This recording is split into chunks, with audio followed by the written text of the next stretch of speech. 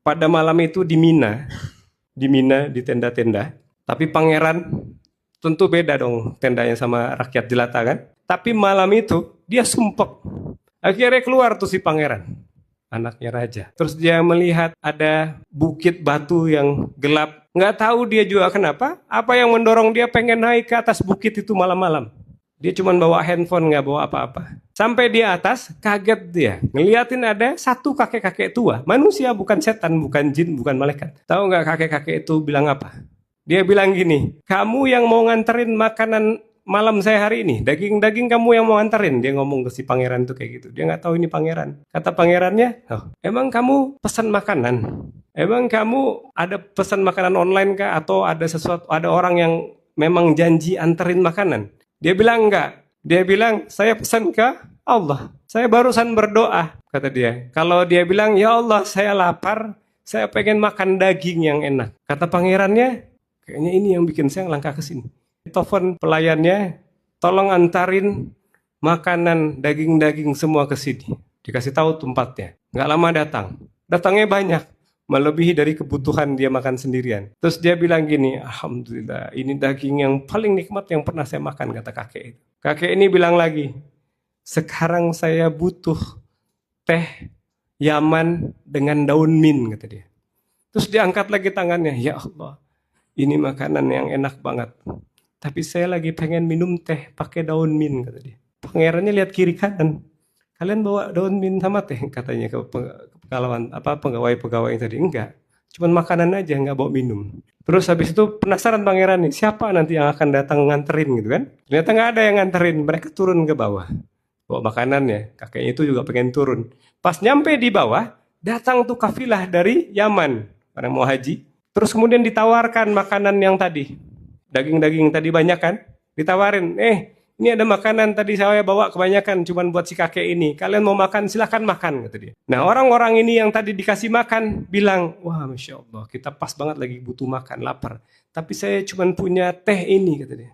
Teh ini coba diminum. Dia kasih 2 gelas, satu buat pangerannya, satu buat si kakek itu.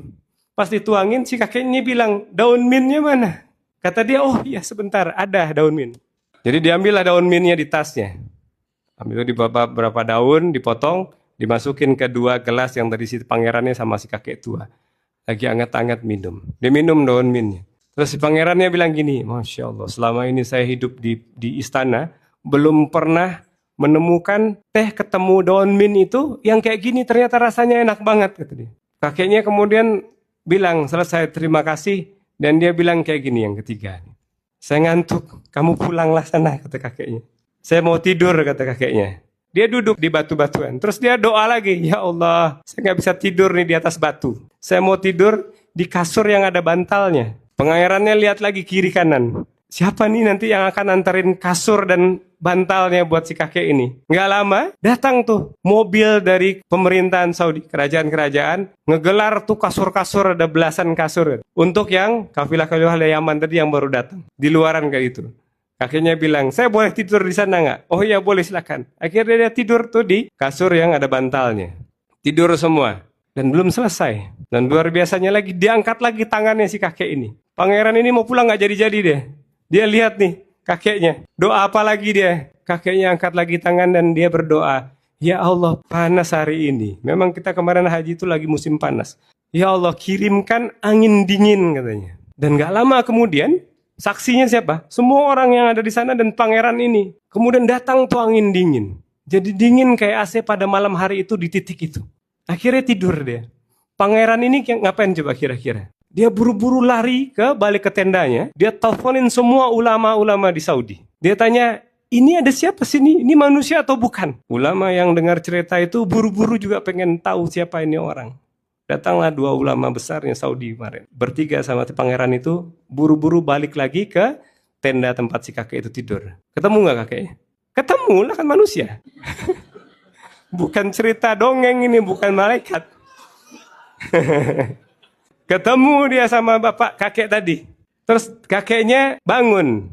Udah mendekati subuh. Dia mau sholat malam. Dia bilang, saya mau wudhu. Pangerannya nanya, saya mau tahu kamu ini sebenarnya siapa, kata pangerannya. Saya dari tadi penasaran kamu itu siapa. Kata dia, saya hamba Allah, kata dia. Hamba Allah biasa sama seperti kalian semua. Pangerannya dibilang sama seperti kalian semua, nggak ridho dia. Dia keluarin kartu nama.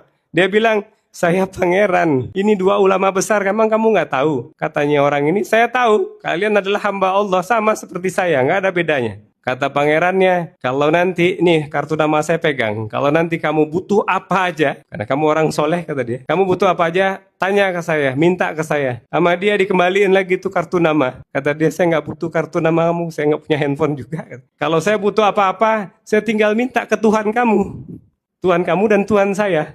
Jadi saya nggak punya urusan sama manusia di dunia ini. Urusan saya cuma sama Allah, kata dia. Selesai dikembaliin kartu namanya. Masih belum selesai ceritanya. Pangerannya penasaran, dia tanya lagi. Jadi kamu siapa? Dia bilang hamba Allah. Ya udahlah, kalau kamu nggak mau ngaku, doain aja saya. Dari tadi kamu doanya makbul. Kata dia, akhirnya didoain pangerannya. Tapi belum selesai doanya, dia bilang, saya mau buru-buru. Sebentar lagi mau subuh, saya mau ke masjid. Kata dia. Dan dari Mina ke Masjidil Haram itu nggak dekat. Harus naik mobil. Nggak bisa, kita waktu di Mina ya kita sholatnya di Mina. Nah dia pengen sholat di masjid. Dia bilang, ya Allah saya mau sholat ke Masjidil Haram, tolong kirimin mobil.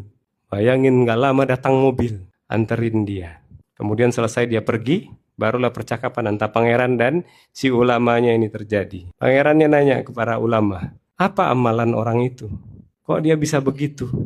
Katanya ulama ini bilang, mereka beda dengan kamu dan saya. Kita adalah orang-orang yang terkenal di dunia. Tapi dia, orang yang gak dikenal di dunia, tapi dikenal di langit. Pelajaran yang bisa diambil dari sana adalah, kita nggak perlu cari muka ke orang-orang. Kita nggak perlu CM-CM, kita nggak perlu khawatirkan orang tuh mau ngomong apa tentang kita. Kita nggak usah khawatir digibah, difitnah, dicaci, dimaki, atau mau cari muka, mau sogok sana-sini, mau cari pejabat-pejabat biar dukung kita, nggak perlu. Kenapa? Karena ada contohnya nih. Urusan kita sama Allah aja udah. Cari muka aja ke Allah, selesai urusan kita semua. Bahkan untuk sesuatu yang mustahil.